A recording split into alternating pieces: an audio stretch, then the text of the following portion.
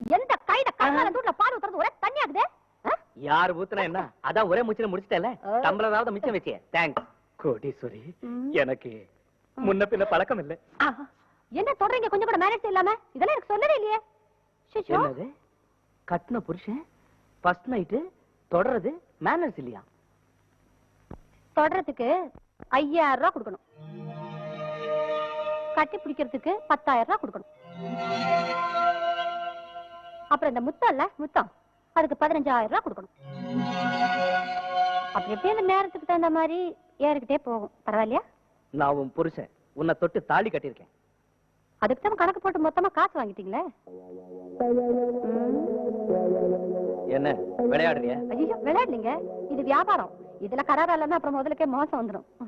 நீ நடந்துக்கிறத பார்த்தா பொண்டாட்டி மாதிரியே தெரியல. ஓஹோ, நீங்க மட்டும் நல்ல புருஷனா நடந்துக்கிறதா நினைப்போ?